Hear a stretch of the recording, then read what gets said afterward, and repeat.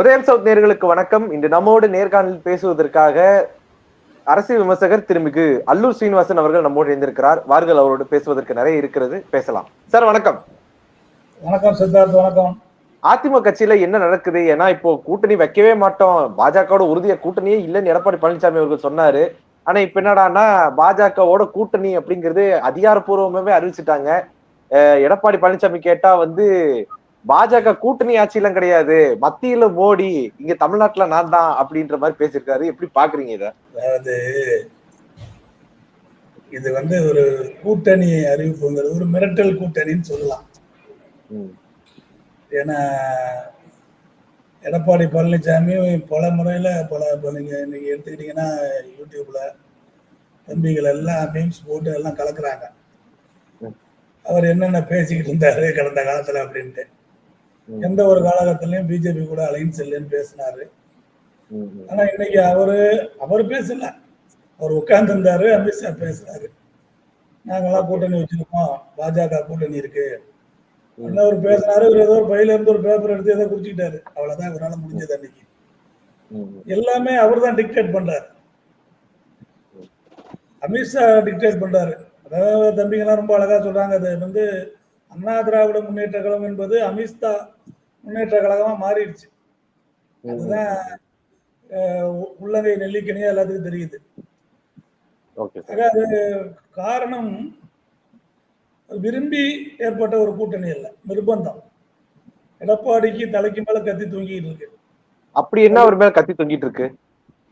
பல்வேறு வழக்குகள். இப்ப அவருடைய சம்பந்தி கான்ட்ராக்ட் வழக்கு ரைடு நடந்துச்சு இல்ல, அது பையன்லாம் நிறைய மாறி இருக்கு. இவரை பற்றி எல்லா ஆவணங்களும் ஒரு இடத்துல இருக்கு. இந்த கொடைநாடு கொள்ளை வழக்கு திமுக அரசு நடவடிக்கை எடுக்காம இருக்கிறது ஒரு காரணம் அமித்ஷா போன்றவர்கள் மேல இருந்து கொடுத்த ஒரு அழுத்தம் தான்.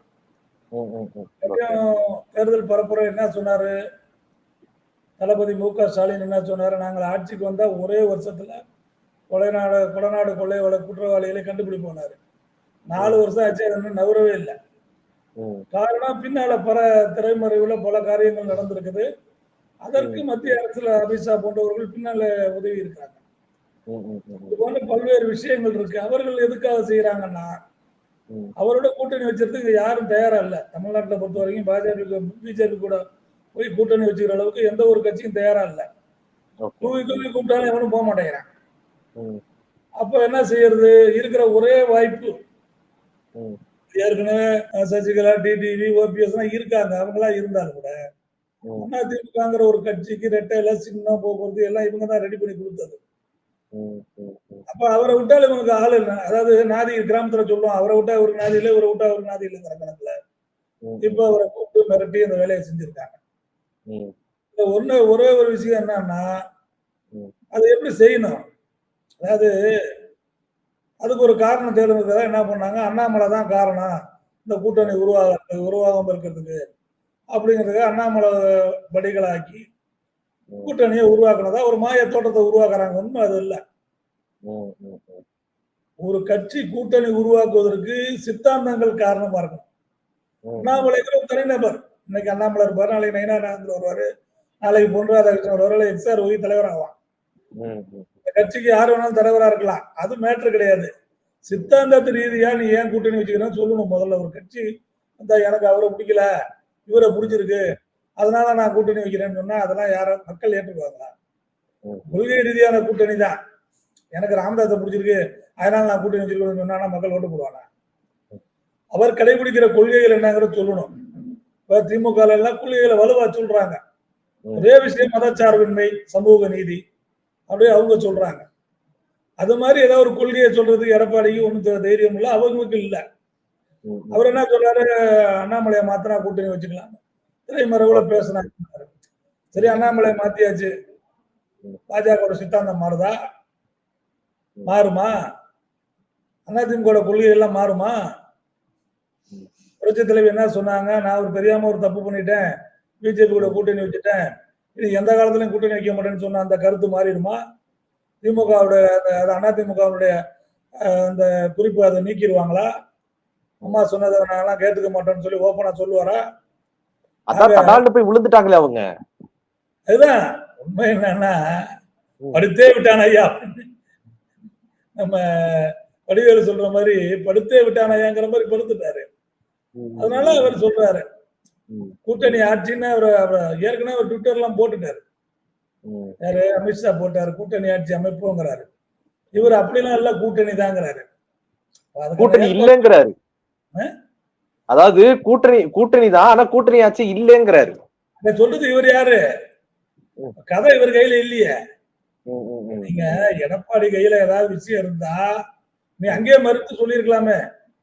சரி, நான் ஒரே ஒரு விஷயம் கேட்கறேங்க. நான் அரசியல் 40 வருஷமா இருக்கேன்.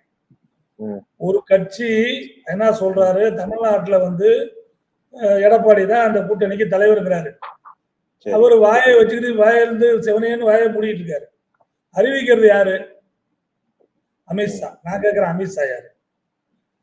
அவர் பாஜகவோட தலைவரா? ஜேபி நட்டா தான் தலைவர்.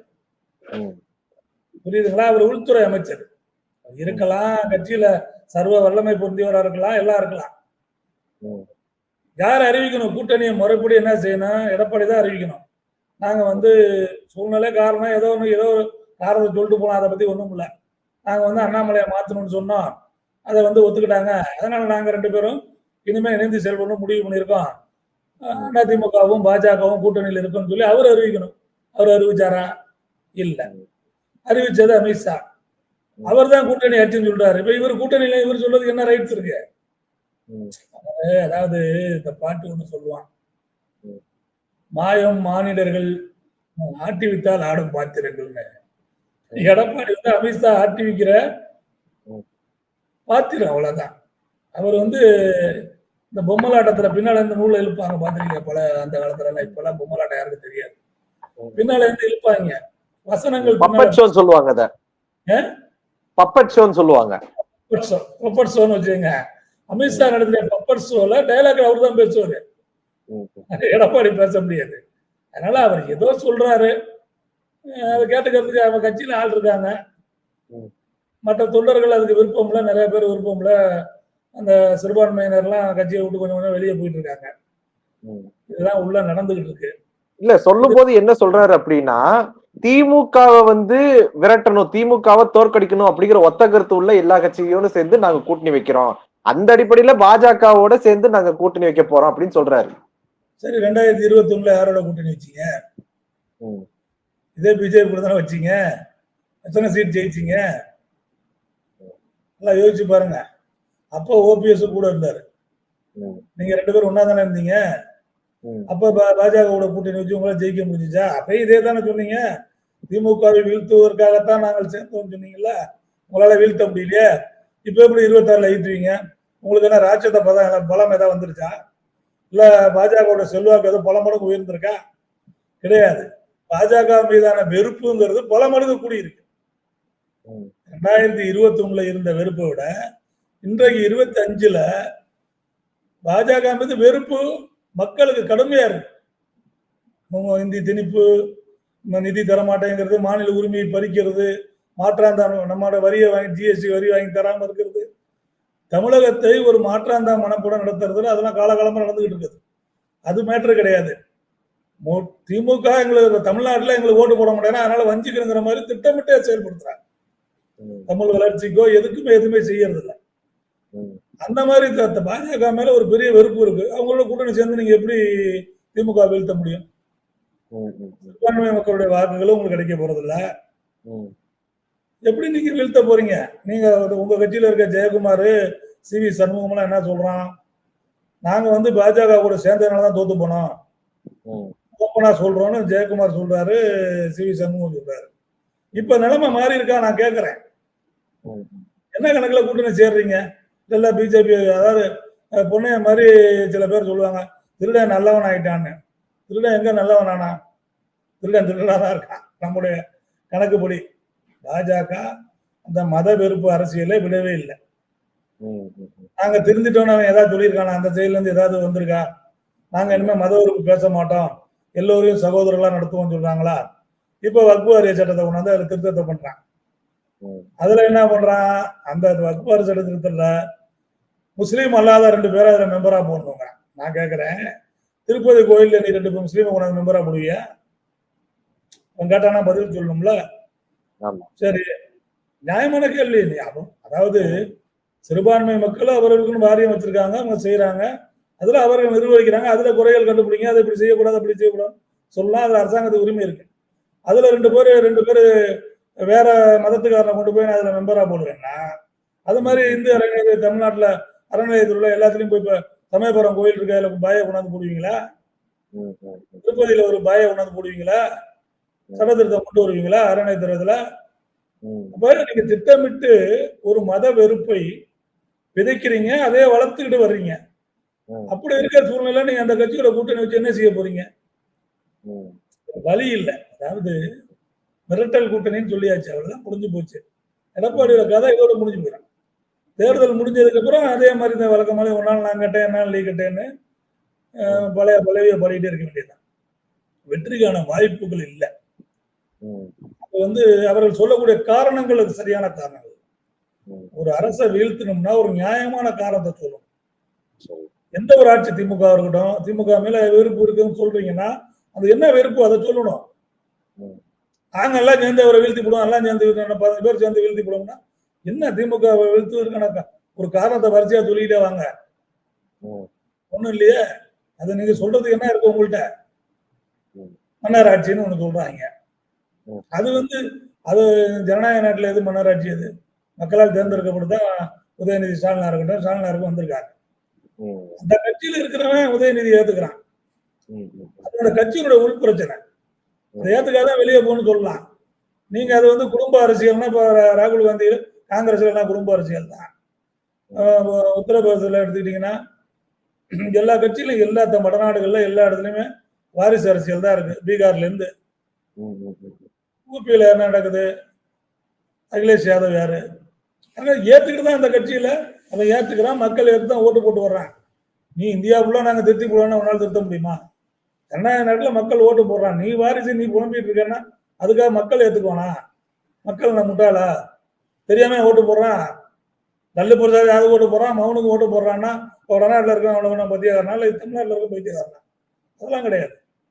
கொள்கையின் அடிப்படையில் சித்தாந்தம் அடிப்படையில் அவருக்கு வாக்கு போடுறாங்க. கொள்கை பிடிச்சிருக்கு, அதனால ஓட்டு போடுறாங்க. அவரை மௌனம் கூட்டிட்டு வர்றாரு, இவர் ஒரு மௌனம் கூட்டிட்டு வர்றாருன்னு சொல்லி அதுக்காக மக்கள் ஓட்டு போடாம இருக்காங்களா? இல்லையே. அது ஒரு சப்ஜெக்ட் கிடையாது, அது ஒரு இஷ்யூ கிடையாது. அதை பேசக்கூடாது. கொள்கை சித்தாந்தம் இந்த ஆட்சியினால இப்ப நம்ம சொல்றோம், உறுதியா எல்லாருமே என்ன சொல்றான்? மதவெறுப்பு அரசியல் பாஜக, அதனால மக்கள் வெறுக்கிறார்கள். ஓப்பனா டேரிங்க எல்லாருமே சொல்றாங்க. அது மாதிரி என்ன சொல்ற? நீ செத்து போன நேருவே போய் உங்களுக்கு இருக்கிற. எது நடந்தாலும் நேரு செஞ்சார், நேரு தான் செத்துட்டாரு, அவர் தான் நாட்டை கெடுத்து விட்டாரு, குடிச்சு ரைட்டு ஒத்துக்கிறேன். நீ என்ன பண்ண 10 வருஷத்துல? நேரு செஞ்சதை நான் மாத்தி காட்டுறேன், ஏதாவது மாத்திருக்கியா? அவர் உருவாக்கிய பொது வித்து தினத்தை தவிர நீங்க என்ன பண்ணிருக்கீங்க? அம்பானி அதானுக்கு கடனை தள்ளுபடி 16 லட்சம் கோடி கடனை தள்ளுபடி வேற என்ன செஞ்சிருக்கீங்க? ஏழை எளிய மக்களுக்கு நீங்க என்ன செஞ்சிருக்கீங்க? ஒரே ஒன்று சொல்றேன் கேளுங்க. கொரோனா காலத்துல பெட்ரோல் டீசல் விலை ஏறிச்சு. இன்னைக்கு 101 ரூபாய்க்கு வித்துச்சு. எத்தனை வருஷமா? 4 வருஷமா இருக்கு. கச்சா எண்ணெயோட விலை எவ்வளவு வித்துச்சு? இப்ப எவ்வளவு குறைஞ்சிருக்கு? எதையாவது 1 ரூபா 2 ரூபா ஏதாவது குறைச்சிருக்கீங்களா? தொடர்ந்து பெட்ரோல் விலை விலைவாசி ஆட்டோமேட்டிக்கா ஏறும். இன்றைக்கு எல்லாருமே சாதாரண மக்கள் அத்தனை பேருமே பெட்ரோல் டீசல் யூஸ் பண்றாங்க. எல்லாரும் வாகனம் வச்சிருக்காங்க. டிவிஎஸ் 50 வச்சிருக்கான், எக்ஸல் வச்சிருக்கான், சக்திக்கு தகுந்த வண்டி வச்சிருக்கான். ஆக 101 ரூபாயில இருந்து குறையவே இல்லை. டீசல் விலை 97 ரூபாய் 95 ரூபாய் குறைய மாட்டேங்குது. கச்சா எண்ணெயோட விலை பல மடங்கு குறைந்தாலும் கூட இது குறையல. இப்போ மக்கள் உன்னை கேட்பாங்கல்ல? மக்கள் இதெல்லாம் கேட்க மாட்டாங்களா? இதெல்லாம் எதுவுமே செய்யாம நான் அந்த பிஜேபி கூட சேர்றேன், ஜெயிச்சிருவேன்னா எப்படி ஜெயிக்க முடியும்? அதற்கான வாய்ப்புகள் ரொம்ப கம்மி. தேர்தலுக்கு பின்னால எல்லாம் போனா நான் கட்டேன், என்ன நீ கட்டேன் புலம்பி இருக்க போறாங்க. அதான் நடக்குது. உங்களுடைய நேரத்தை ஒதுக்கி எங்களோட கருத்துல பந்தமைக்கு நன்றி சார். நன்றி சார், நன்றி.